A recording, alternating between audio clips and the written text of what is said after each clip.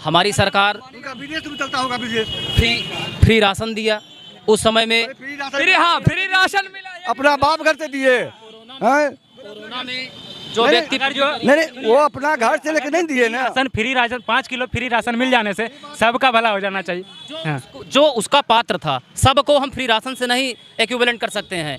हमारे भारतवर्ष के रुकिए 80 करोड़ आदमी को फ्री राशन मिल रहा है, तो समझ लीजिए कि देश में किस हालत में होगा सब लोग। जिसको संघ की विचारधारा है संविधान को मिटाना।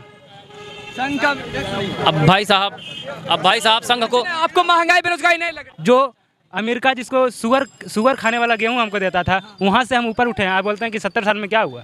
70 साल लूटा ना, 70 साल में बीजेपी का कहना। अरे हम मानते हैं कि सही गलत कुछ हुआ, सही गलत भी हुआ होगा, लेकिन इसका मतलब नहीं कि हम नेहरू को गाली दें, इसका मतलब नहीं है कि गांधी को गाली दें, इसका मतलब नहीं हम अम्बेडकर को गाली दें। माननीय भारत के यशस्वी प्रधानमंत्री आदरणीय श्री नरेंद्र मोदी जी के नेतृत्व में जिस प्रकार से विकास की धाराएं बह रही हैं, ये ना तो कभी बही हैं और ना तो भविष्य में कल्पनाएं की जा सकती थी। अब मध्य प्रदेश में एक आदिवासी के पास टॉयलेट कर दिया गया। जो टॉयलेट किया गया, आरएसएस के आदमी उसको फंड दिए कि तुम अपना घर बनाओ। उसका घर कुर्की कर दिया गया उसका, फिर उस आरएसएस उसको पैसा दिया कि अपना घर बनाओ। हाँ सही बात है। क्या आरएसएस वाले गलत आदमी को इस तरह से फंड दे रहे हैं? नहीं, ऐसे नहीं। देखिए, गलत आदमी को नहीं, स्थिति से सरकारें किस प्रकार से निपटने के लिए तैयार हैं, उसके लिए तो आप नहीं बता रहे हैं। बस आप बताइए 80 लाख जैसे मणिपुर में जाकर के निपट लिए। अरे ठीक है, नहीं, वहाँ पर भी हमारा राष्ट्रीय स्वयंसेवक का जो संघ है, जो हमारे एरिया में सब लोग पहुँच करके वहाँ पर सब व्यवस्थाएं करा रहे हैं। उसके लिए आप सरकार संघ क्या कर रहा है उसको छोड़िए, सरकार क्या कर रही है उससे बात कीजिए। ऐसा तो संघे जो है उसी को बना दीजिए, उसी का कोई नेता बना दीजिए प्रधानमंत्री। पब्लिक रोड पर नहीं था और पब्लिक दुकान बंद नहीं था, दुकान सबका चल रहा था दादाजी। चाहे 10 रुपए का बिजनेस रहा हो, चाहे 100 रुपए का रहा हो, किसी न किसी वही आपको भाई बिजनेस सही। पकौड़ा आप तल करके फेंकेंगे तो नहीं, उसका व्यवसाय तो आपको करना है। यही चाय दुकानदार है, पूछिए बंद था उसका कैसे चल रहा था चाय दुकान, उसको बताइए। उसको तो बोल देते तो पुलिस उसको लाठी से डेंगा मार देते।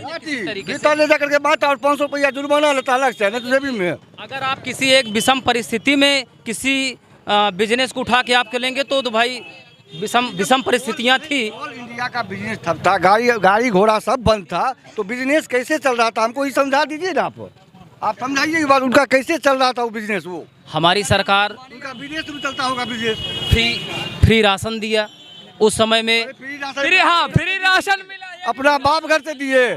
कोरोना में जो व्यक्ति नहीं वो अपना घर से लेके नहीं दिए ना। Free ration 5 kilo free ration मिल जाने से सबका भला हो जाना चाहिए। जो उसका पात्र था, सबको हम फ्री राशन से नहीं इक्विवेलेंट कर सकते हैं। हमारे भारतवर्ष के रुकिए 80 करोड़ आदमी को फ्री राशन मिल रहा है, तो समझ लीजिए कि देश में किस हालत में होगा सब लोग। जिसको आप देखिए, अब आप राशन को फिर ले जाएंगे, महंगाई के पास फिर ले जाएंगे, भारत की व्यवस्था पर। आप सबसे पहले उस चीज को समझने का हम आंकड़ा बता रहे हैं कि मान रहे हैं। और चाहे बिहार सरकार, अगर कोई विषम परिस्थिति आपके स्टेट में भारतवर्ष में हो रही है, तो उस विषम परिस्थिति से सरकारें किस प्रकार से निपटने के लिए तैयार हैं, उसके लिए तो आप नहीं बता रहे हैं। बस आप बताइए 80 लाख जैसे मणिपुर में जाकर के निपट लिए। अरे ठीक है, नहीं, वहाँ पर भी हमारा राष्ट्रीय स्वयंसेवक का जो संघ है, जो हमारे एरिया में सब लोग पहुँच करके वहाँ पर सब व्यवस्थाएं करा रहे हैं। उसके लिए आप सरकार संघ क्या कर रहा है उसको छोड़िए, सरकार क्या कर रही है उससे बात कीजिए।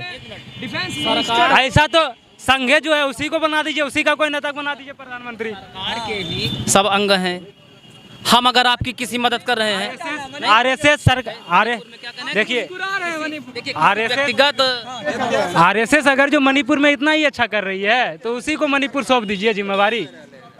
आरएसएस पे कुछ उठा रहा सवाल नहीं। देखिए, जो राष्ट्रीय स्वयंसेवक संघ है, वो हमारा एक जो है जन सद्भावना। मध्य प्रदेश में एक आदिवासी के पास टॉयलेट कर दिया गया। जो टॉयलेट किया गया, आरएसएस के आदमी उसको फंड दिए कि तुम अपना घर बनाओ। उसका घर कुर्की कर दिया गया उसका, फिर उस आरएसएस उसको पैसा दिया कि अपना घर बनाओ। हाँ सही बात है। क्या आरएसएस वाले गलत आदमी को इस तरह से फंड दे रहे हैं? नहीं, ऐसे नहीं। देखिए, गलत आदमी को नहीं, राष्ट्रीय स्वयंसेवक संघ एक जो संगठन है, भारत का प्राचीन संगठन है। ये संगठन जो ज़रूरतमंद व्यक्ति, वो चाहे जिस दल से हो, चाहे जिस समुदाय से हो, चाहे जैसे हो, वो कोई दुर्व्यवहार नहीं करता है, वो सबकी मदद करता है। कहने के लिए चाहे जो कहें, बोलने की स्वतंत्रता की अभिव्यक्ति है, हम आप कुछ भी किसी के ऊपर कर सकते हैं, लेकिन संघ की अभिव्यक्ति भी हमारा संविधान से मिला, ना तो आरएसएस का अथी से मिला है। मिला हम, अरे सुनो भाई, नहीं हम आरएसएस से अटैच नहीं कर रहे हैं, मतलब एक संघ की विचारधारा आपको हम बता रहे हैं कि संघ की विचारधारा है संविधान को मिटाना। अब भाई साहब संघ को, आपको महंगाई बेरोजगारी नहीं लग रही है? अब संघ को जो है बता रहे हैं कि संविधान का विचारधारा है, तो इस पर हम कुछ महंगाई ठीक है, सब ठीक चल रहा है, सब ठीक चल रहा है। अच्छा हम पूछते हैं, कोई दिक्कत नहीं है। पूरा भारत जिस स्तर से इस 9 वर्ष में 9 साल जो बेमिसाल माननीय भारत के यशस्वी प्रधानमंत्री आदरणीय श्री नरेंद्र मोदी जी के नेतृत्व में जिस प्रकार से विकास की धाराएं बह रही हैं, ये ना तो कभी बही हैं और ना तो भविष्य में कल्पनाएं की जा सकती थी। अब आपकी केंद्र की ही सरकार, स्वर्णिम युग आएगा। ठीक है, कहीं पर जब कुछ बनता बिगड़ता है तो वहाँ पर घटता बढ़ता है, उतार चढ़ाव की। हाँ सही बात है, 9 साल बिल्कुल बेहतरीन गुजरा। हम तो नहीं मानते हैं, हम नहीं मानते हैं। हम अगर जो 9 साल बेमिसाल देखते हैं तो मतलब नेहरू जो भारत के, जो अमेरिका जिसको सुअर खाने वाला गेहूं हमको देता था, वहाँ से हम ऊपर उठे हैं। आप बोलते हैं कि 70 साल में क्या हुआ? 70 साल लूटा ना, 70 साल में बीजेपी का कहना। अरे हम मानते हैं कि सही गलत कुछ हुआ, सही गलत भी हुआ होगा, लेकिन इसका मतलब नहीं कि हम नेहरू को गाली दें, इसका मतलब नहीं है कि गांधी को गाली दें, इसका मतलब नहीं हम अम्बेडकर को गाली दें। क्या रास्ता नहीं? हाँ। अच्छा सरकार क्या, अच्छा ये बताइए, सरकार घर में बैठा के नौकरी दे? पॉलिटिक्स में लेना चाहिए इंटरेस्ट? नहीं, देखिए कुछ महान आदमी कहा था कि बुद्धिमान लोग राजनीति करते हैं और मूर्ख लोग उस पर बैठ के दिन भर चर्चा करते हैं। तो समझ लीजिए इनका कहना भी सही है। ठीक है, बुद्धिमान लोग राजनीति करते हैं। आप अगर एक वोट देते डेमोक्रेटिक में, हाँ, तो आप अगर ये नहीं तय कर पाइएगा कि मेरा कौन खाना तय करेगा, पीना तय करेगा, कैसे जिंदगी चलेगी, कितनी महंगाई रहेगी, कौन हम मेरा सुरक्षा तय करेगा, तो फिर आप कैसे जी रहे हैं? आपको वोट देने क्यों मिलता है? बताइए। नहीं, वोट का तो अधिकार है।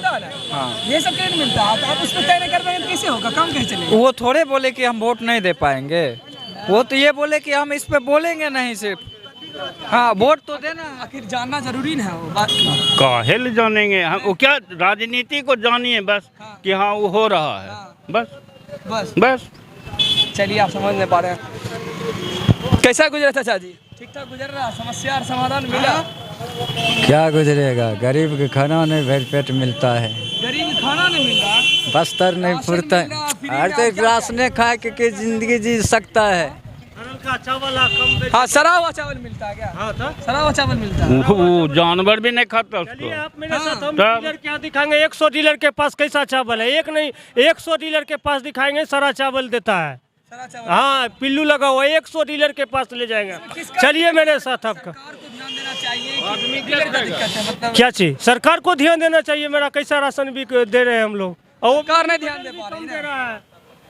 हम क्या बोल रहे हैं? वजन भी कम दे रहा है। मैं 8 परिवार हूँ, उसमें अगर 40 किलो अनाज होता है, उसमें 36 किलो अनाज आता है। चलिए मैं प्रमाण दूंगा 100 डीलर के पास। आप खड़े रहिए वहाँ, थोड़ी दूर आगे हट के मैं तराजू लेके आपको वजन करवाऊंगा। एक नहीं, 200 आदमी, 500 आदमी से वजन करवाऊंगा। हाँ, कम देता है, सभी कम देता है। मैंने इसका बहुत शिकायत किया, लेकिन कहीं से कोई सुनवाई नहीं हुआ। हाँ, सरकार को ध्यान से, हाँ बहुत किए हैं, बहुत प्रमाण देंगे आपको। हम शिकायत किए हैं ब्लॉक में, हम प्रमाण देंगे आपको। हम ब्लॉक में शिकायत किए हैं, जाके अपने ग्रामीण मुखिया को शिकायत किए हैं। मुखिया के दरवाजे पे तराजू लेके रखे हैं और कम से कम 100 आदमी का वजन करवाए हैं, लेकिन कहीं से कोई सुनवाई नहीं होता है, नहीं हो पाया। सरकार को ध्यान देना चाहिए। यहाँ पर बहुत सारी पब्लिक थी जो बीपीएससी ट्री का एग्जाम देने के लिए बाहर यूपी से आए हुए, फिर बिहार के लखीसराय, जमुई, नवादा, बहुत सारी जगह के आदमी। सबसे बातचीत की गई और 2024 के लोकसभा ओपिनियन पर आपको जैसा लगा हो आप भी कमेंट कर सकते हैं। घर बैठे आप अपना ओपिनियन दे सकते हैं कमेंट बॉक्स में। मेरे चैनल पर जरूर सब्सक्राइब कर लीजिएगा और वीडियो पहली बार आए तो जरूर लाइक कीजिएगा। मिलते फिर से ऐसे ही नेक्स्ट एक ओपिनियन में। जुड़े रहिए अखलाक के साथ। शुक्रिया।